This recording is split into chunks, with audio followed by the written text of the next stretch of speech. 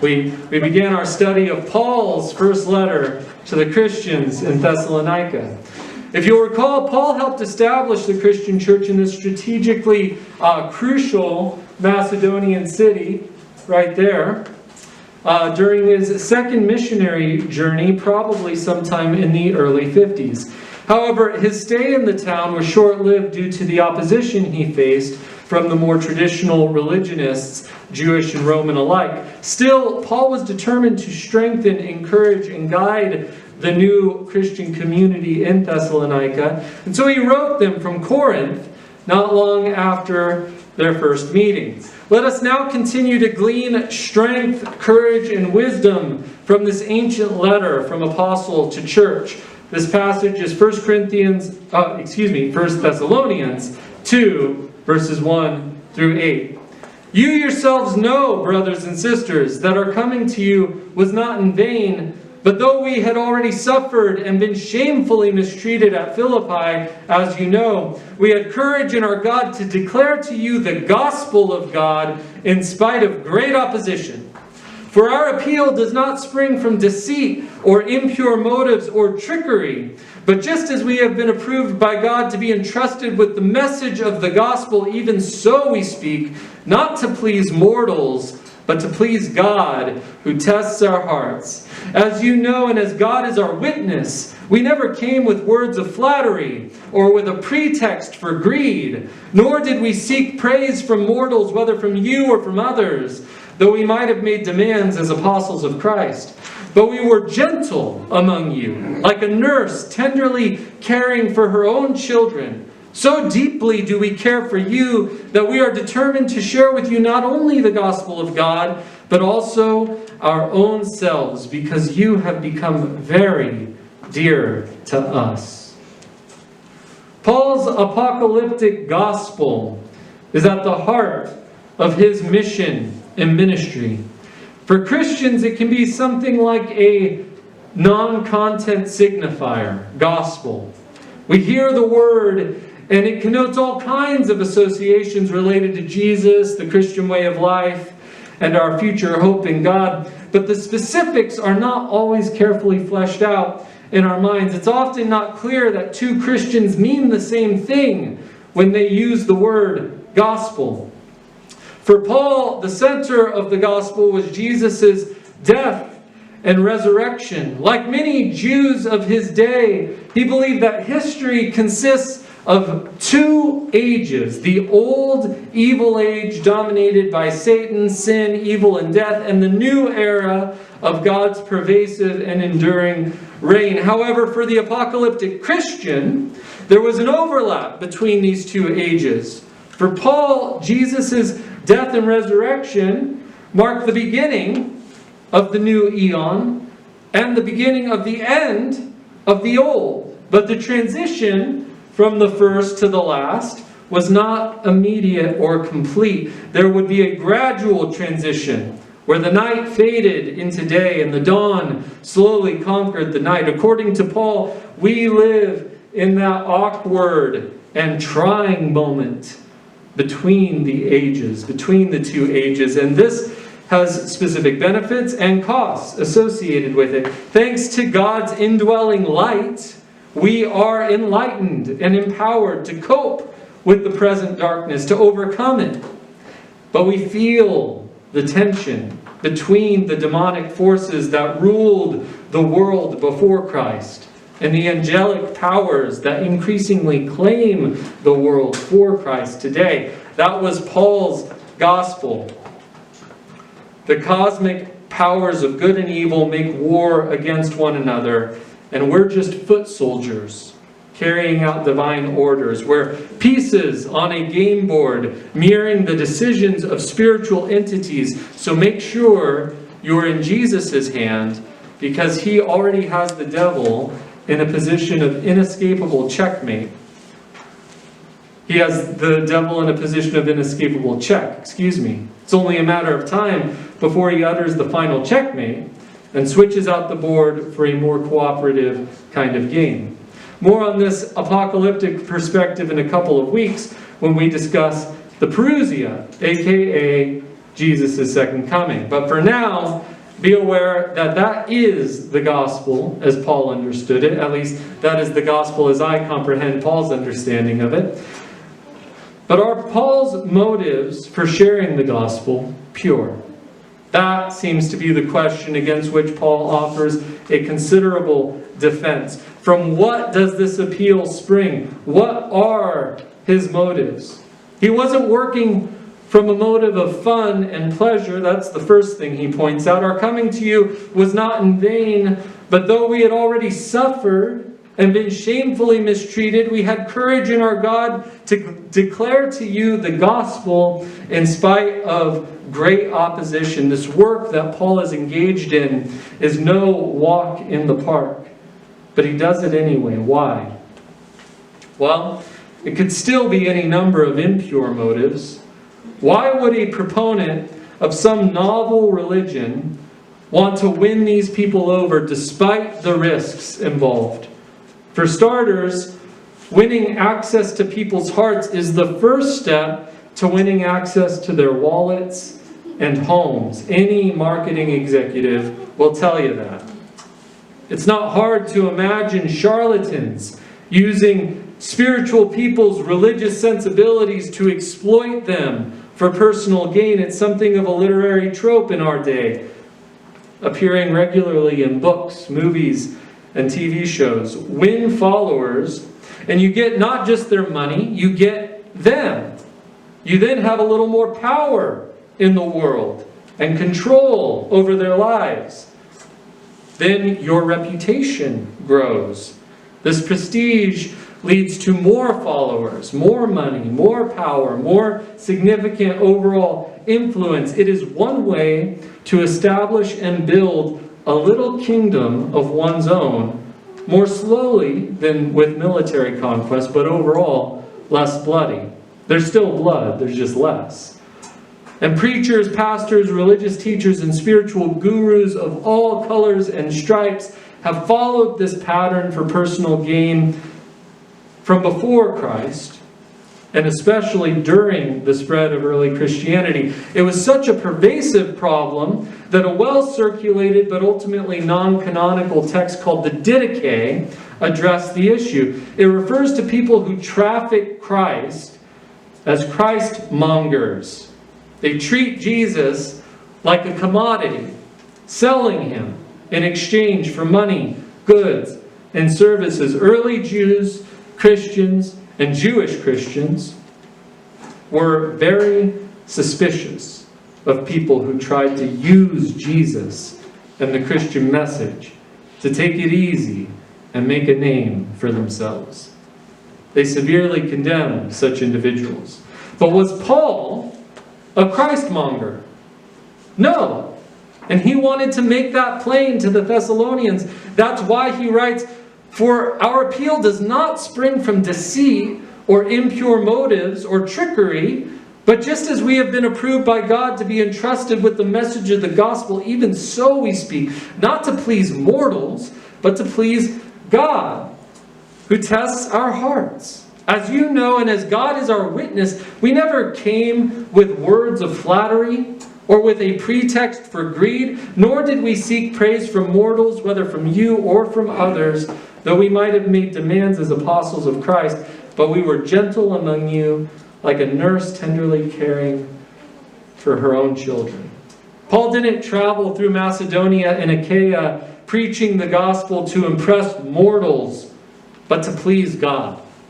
He didn't do it to gain reputation and wealth, and he certainly didn't do it for fun. It is not fun to be mistreated, insulted, and abused everywhere you go. Paul did it to save souls from the wrath he believed was coming soon. He did it out of faithfulness to God and love for people. He was a new Noah, saying, "Get in the boat, VSS Christ." So what are our motives for doing what we do? That seems to be the essence of this passage. I mean, Paul wants us to trust and believe that he worked from good, honest motives, but I sense the invitation in this portion of his letter to reflect on what motivates us. As a professional minister, I find passages like this powerfully convicting. Val can attest that I had misgivings about paid ministry back in 2012 when Jim Gordon first approached me about this position. From the time I was a kid, the idea that someone would receive payment for ministry was peculiar to me. As a young adult, it seemed inappropriate at best and corrupt at worst. But with some age and experience, I came to see that was the either-or cognitive distortion typical of underdeveloped people. As with most things, it's a little more nuanced than that. For quite some time, we've known that specialization can lead to extraordinary outcomes. One of my favorite examples of this comes from the world of music.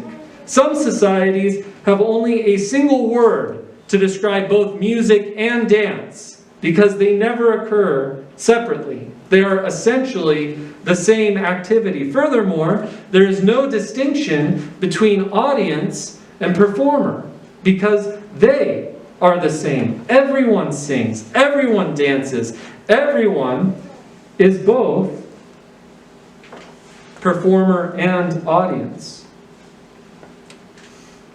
But in the Western world, a split occurred between the performer and the audience. Fewer people identified as musicians, and those who did specialized. Eventually, aristocrats, merchants, and tradespeople gathered in concert halls to listen to Mozart and Beethoven. And while each member of the audience was a specialist in their respective field, none of them could play half as well as these musical geniuses. But did they disidentify with music entirely? Did most or many leave it to the professionals from then on? Don't we still today? Sadly, many believe that if their talent in a specific area doesn't rival that of the trained professionals and the prodigies, they have no business involving themselves in it at all. What a lie. Sure, none of us is Beethoven, though if you've ever heard Anna Johnson on the flute, she might come close, right guys? But we do possess the gift of song. We each have a voice. We each have our melody, our lyric, our dance. Is it marketable? Who cares? That question kills the soul. Is it consumable? Will people pay me to devour my thoughts with their minds or my voice with their ears? Will they pay me to eat up my gestures, expressions, and gyration with their eyes? Why make music when others do it so much better? Why dance when others do it so much better? You see, specialization is a double-edged sword, and that's especially true for ministry. When you have a dedicated pastor who specializes in this work, you have someone who has already devoted innumerable hours to understanding and explaining to others this Christian way of life. There's a strong likelihood that I have spent more time in the Scripture this month than most Christians have in the last year, maybe 5 years, perhaps ever. But that's my vocation. That's my calling. The arrangement is that I'm going to sift through the pages of this ancient text to find something meaningful, helpful, and inspiring for you. And then come Sunday, I can share with you the treasure I've mined from this mountain of old, peculiar, foreign, and complicated information. And afterward, we'll each return to our unique calling, enriched by this exchange. And that's just referring to Sunday morning. What about when spiritual crises arise during the week or some practical need for assistance comes up? Do people call you during the workday and ask for help? I mean, Ryan, I know they call you, but that's a different kind of help, right?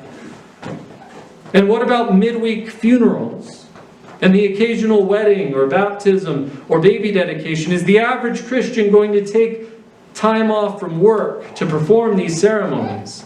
And I could go on about why specialization in the ministry has become a crucial feature of our cultural context.